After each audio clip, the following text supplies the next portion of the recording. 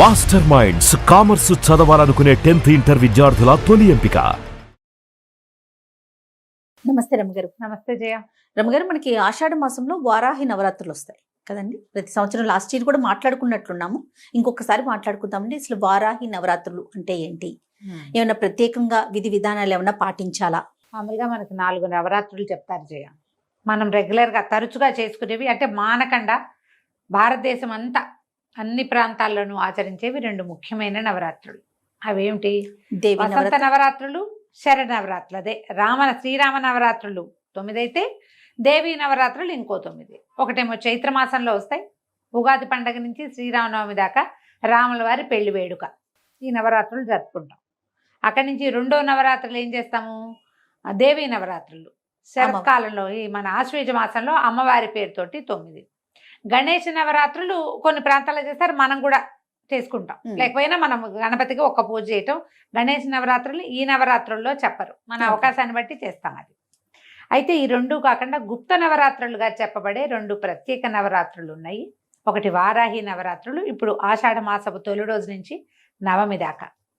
4వది శ్యామల నవరాత్రులు, అది మనకి మాఘమాసపు పాడ్యం నుంచి నవమి దాకా వచ్చేవి. ఈ వారాహి శ్యామల మంత్రాధిష్టాన దేవతలుగా చెప్పబడతారు. అయితే ఈ వారాహి నవరాత్రులు అవి ఇటీవల కాలంలో వెలుగులోకి వచ్చింది. మనకి మనుషులకి ఏమంటారంటే సాధారణంగా జరిగేవి కాకుండా ఏవో చెప్పరానివి, చెప్పలేనివి, తీరనివి, సరిపెట్టుకోలేనివి అలాంటి ఇబ్బందులు వస్తూ ఉంటాయి. ఈ జాతకాలు చూపించుకును, లేకపోతే ఎవరైనా గురువు గారిని ఆశ్రయించు ఉన్నప్పుడు ఈ సాధారణ దేవతారాధన కాకుండా ఉగ్రదేవతారాధన కూడా చెప్పబడుతుంది జాతక రీత్యా. ఓకే. అట్లా రేర్గా అప్పుడప్పుడు ఇది చదువుకోండి అని చెప్పబడే విషయాల్లో దశమహావిద్యలు ప్రత్యేకమైనవి. అలాగే ఈ వారాహి శ్యామల ఇవి మంత్రబోధ ఉండి చేసుకునే వాళ్ళు చెదురుమదురు అక్కడక్కడ కనపడతారు. నార్త్ ఇండియాలో కొంచెం ఎక్కువ కనిపిస్తుంది మనకంటే, ఎందుకంటే వాళ్ళు చండీ పారాయణము అవి చేస్తారు. ఓకే. దసరాల్లో అసలు చండీ పారాయణ అవి మనకు ఉండవు.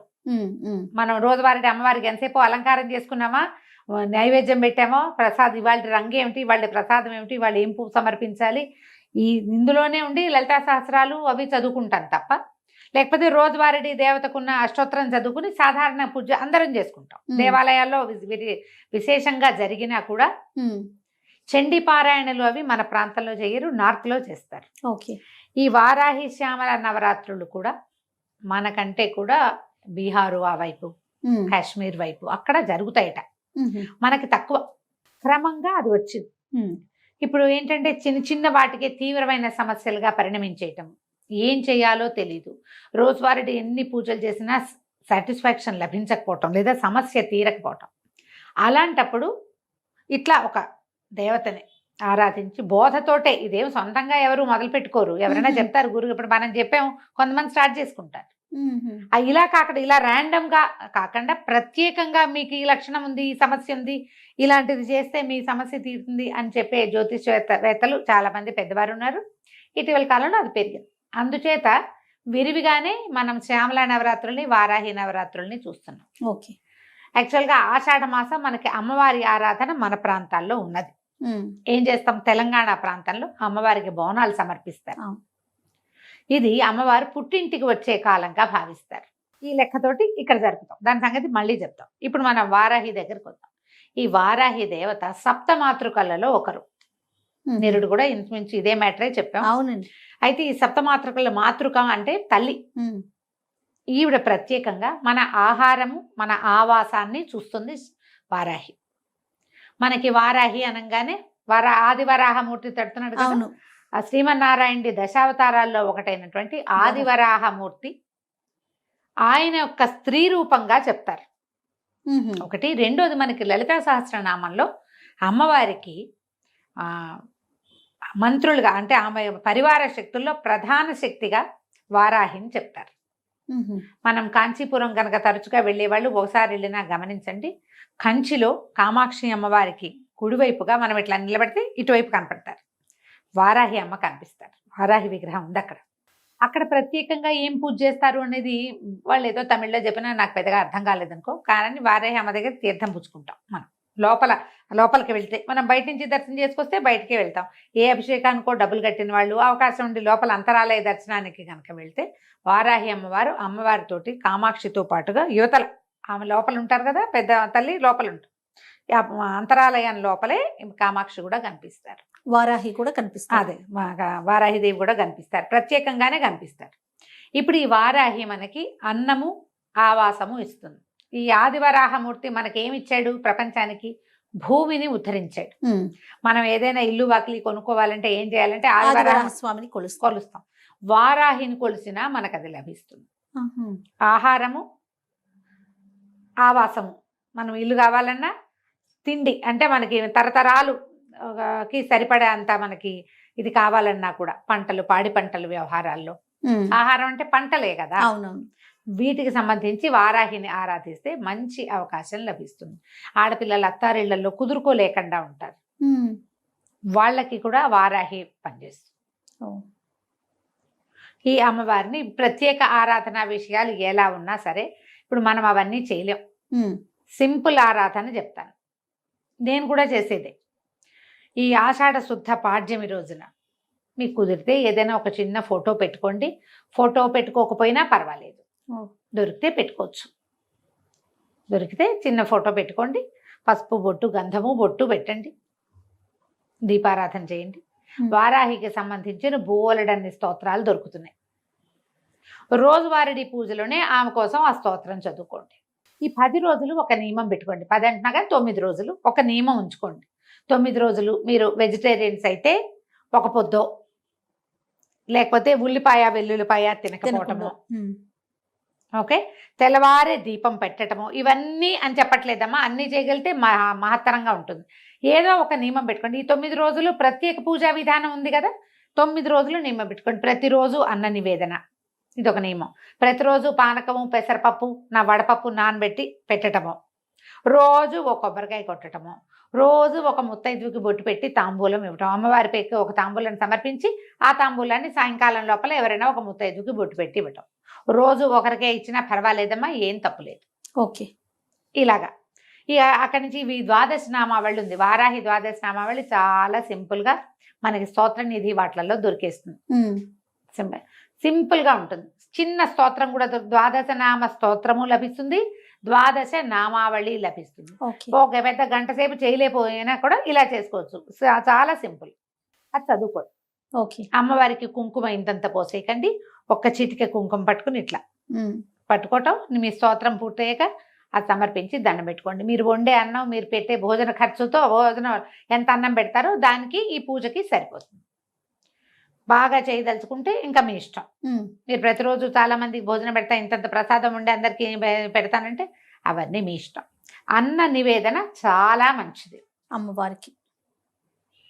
పానకము, వడపప్పు పెట్టుకోవచ్చు, ఏవైనా ఫలాలు నివేదించుకోవచ్చు. 2 పూటలా చేయగలిగితే కూడా మంచిదే. అదే స్తోత్రం 9 రోజులు చేసుకోండి. ఇట్లా ఏది ఏమైనా మన శక్తి మేర, ఇంకంతే మన శక్తి మేర చేసుకోవటము. కాకపోతే ఏంటంటే ఎప్పుడైనా సరే మనము 9 రోజులు దీక్షగా ఏదైనా ఒక విషయం పూజించదలుచుకున్నామంటే నియమం పెట్టుకోవటం చాలా మంచిది. అవసరం అంటల్లా నేను, మంచిది. నియమాలు పెట్టుకుని చేయగలిగే వాళ్ళు వాళ్ళ దారిని వాళ్ళు చేసుకుంటారు. ఇదేదో బాగుంటుందిట చేద్దాము అని అనిపిస్తే చేసుకోండి. 9 రోజులు దీపం పెట్టడము, రోజు మామూలుగా రోజువారీ దీపం పెట్టే అలవాట్లేదు, ఈ 9 డేస్ పెట్టండి. పొద్దున్నే చేసేసేయండి, సాయంకాలం కూడా దీపం పెట్టండి. సాయంత్రం దీపం అలవాటు లేని వాళ్ళు 2 పూట్లా పెట్టే దీపం పెడతానన్న నియమం కూడా పెట్టుకోవచ్చు. మీరు అది మీరు చెయ్యగలిగే నియమాన్ని పెట్టుకుని ఖచ్చితంగా దాన్ని పాటించండి. మీకు వారాహితో పాటు ఆమెను మీ కొలవాలన్న మీ దృక్పథం ఉంది కదా, అది మీకు ఎనర్జీ కింద ఫామ్ అవుతుంది. ఎప్పుడు ఇంతే పద్ధతి దేనికైనా. మన దసరా నవరాత్రుల్లో కూడా అంతే పెద్ద పెద్దగా చేయగలుగుతాం, చేయలేము. దేవాలయ సందర్శనం కూడా చేయొచ్చు. మనకి సమీపంలో వారాహి దేవాలయాలు తక్కువే కనపడతాయి. అవునండి కదా. నేను వారాహి దేవాలయాన్ని ఎక్కడ చూశానంటే రామకృష్ణాపురంలో, ఆర్కేపురం అంటే ఇక్కడ దిల్సుఖ్ నగర్ అవి దాటాక, కావాలంటే మ్యాప్లో చూడండి. 2 పీఠాలు ఉన్నాయి పక్క పక్కనే. వారాహి, ప్రత్యంగిర పక్క పక్కనే ఉన్న దేవస్థానం ఒకటి. అమ్మవార్లు ఇద్దరు ఇట్లా చక్కగా ఎంత బాగున్నాయో జయ విగ్రహాలు, ఓ, పరమాద్భుతంగా ఉన్నాయి. పురాతన ఆలయమేనా? కాదు, ఇటీవల కాలంలోనే నిర్మించబడింది అది. ఎప్పటి నుంచో అక్కడ ఉంది ఒక సంస్థ, చాలా కాలంగా, ఒక 30 ఏళ్ళుగానో 40 ఏళ్ళుగానో ఉంది. పక్కనున్న ఆలయంలో అమ్మవారు ప్రత్యంగిరగా కనపడతారు. ప్రత్యంగిర అంటే నరసింహముఖం, స్త్రీ స్వరూపం, ప్రత్యేకంగా ఉంటుంది. మీకు అవకాశం ఉంటే చూడండి, ఈ 10 రోజుల్లో చూస్తారో, తర్వాత ఎప్పుడైనా అవకాశం ఉంటే చూస్తారో, మీ ఇష్టం. రెండు పక్క పక్కనే ఉన్నాయి. రామకృష్ణాపురం వరకు ఖచ్చితంగా చెప్పగలను. ప్రత్యంగిర ఆలయం కమాన్ లాగా ఒకటి కనపడుతుంది, అందులోపలికి వెళ్తే మనం ఈజీగానే పట్టుకోవచ్చు. మ్యాప్లో దొరుకుతుంది, అంతే, ట్రై చేయండి. 2 సంస్థలు పక్క పక్కనే ఉన్నాయి. 2 చోట్ల విశేషమైన అర్చన ఉంది, అద్భుతమైన దర్శనాలు ఉన్నాయి. చాలా బాగుంది. చిన్న చిన్నవి ఇవి, చూడ్డానికి చాలా బాగుంది. ఇంకా ఎక్కడైనా మీ ఇంటి చుట్టుపక్కల పురాతన ఆలయాల్లో ఎక్కడైనా వారాహి స్వరూపం, అమ్మవారి దేవాలయాల్లో ఉంటే గనక, ఇంకొక వారాహి దేవాలయం ఎక్కడ చూశానంటే నేను, ఇది హెచ్ఎంటి ఆఫీసర్స్ కాలనీ, సికింద్రాబాద్. అక్కడ కూడా ఒక మఠం వారి ఆధ్వర్యంలో సింహవారాహి అమ్మవారు ఇంతున్నారు. జైజీ చాలా బాగుంది. చిట్టి దేవాలయమే, కానీ అమ్మవారు మంచి కళగా చాలా పవర్ఫుల్ గా కనపడ్డారు. అక్కడ ఏవో హోమాల విధత, ఇప్పుడు నేను చెప్పిన ఇక్కడ కూడా రామకృష్ణాపురంలో కూడా హోమాలు విశేషంగా జరుగుతాయి. అవకాశం ఉంటే చూడండి, ఏం లేదు. మీరు చేయదలుచుకుంటే ఈ 9 రోజుల్లో ఏదో ఒక్క రోజైనా చేసుకోండి. పాజిటివ్ ఎనర్జీ, అంతకంటే ఏం లేదు. ఇంక మనకి మంచిది. జాతక దోషాలు ఏమైనా ఉంటే, పిల్లలకి పెళ్ళిళ్ళు కాకపోయినా, ఆడపిల్లలు అత్తవారిళ్లలో ఇబ్బంది పడుతున్నా, అబ్బాయిలు అత్తవారిళ్లలో ఇబ్బంది పడుతున్నా చేసుకోవచ్చు. అదేనండి. సమాధానం దొరకని ప్రశ్నలు, పంటలతో ఇబ్బంది, పొలాల్లో ఇబ్బందులు ఉన్నవాళ్ళు, స్థలాలు ఎక్కడైనా ఇరుక్కుపోయి వెనక్కి రాని వాళ్ళు, అమ్మదాం అనుకుంటాం ఎప్పటికీ అమ్మలేని వాళ్ళు, కొనాలనుకుంటున్నాం కొనటం కుదరని వాళ్ళు, వీళ్ళందరూ కూడా వారాహిని ఆరాధన చేసుకోవచ్చు. వారాహి ఆరాధన సంవత్సరం అంతా చేసుకోవచ్చు మనం కావాలనుకుంటే. ఈ ప్రత్యేకమైన దినాలన్నప్పుడు, ఇలాంటప్పుడు అమ్మవారి అనుగ్రహం బాగుంటుంది కాబట్టి ఎక్కువ ఉంటుంది కదా, అందుకని అవకాశం ఉన్న వాళ్ళు చక్కగా చేసుకోండి. ఇది ఉగ్రదేవతారాధనగా భావించద్దు. మామూలు మనం చేసుకునే ఈ చిన్న పూజ సాధారణ దేవతారాధన కిందే వస్తుంది. ఓకే, మనం ఏం చేయటం లేదు. మనం ఏం చేస్తాం, అమ్మవారికి ఒక అష్టోత్తరమో, ఒక చిన్న స్తోత్రమో, ద్వాదశనామావళి ఏదైనా ఒకటి చదువుకుంటాం. మామూలుగా మన ఇళ్లలో నవరాత్రుల పూజల్లో ఏం పెట్టుకుంటామో, నివేదన పాయసాన్నం చేయొచ్చు, రోజు పులిహోర చేసి పెట్టచ్చు, రోజు పాయసాన్నం చేసి పెట్టచ్చు, రోజు పులగం చేయొచ్చు, అన్నం మీద కాస్త నెయ్యి వేసి చిన్న బెల్లం ముక్కేసి నివేదన చేయొచ్చు, పనికొస్తుంది. ఓకే, మీరు అవకాశం ఉంటే తప్పకుండా చేసుకోండి. వారాహి అమ్మవారి అనుగ్రహాన్ని పొందండి. తప్పకుండా రమ్మగారు. నమస్తే. నమస్తే జయ. సుమన్ టీవీలో మీ పర్సనల్ అండ్ బిజినెస్ ప్రమోషన్స్ కోసం కింది నెంబర్కి కాంటాక్ట్ చేయండి.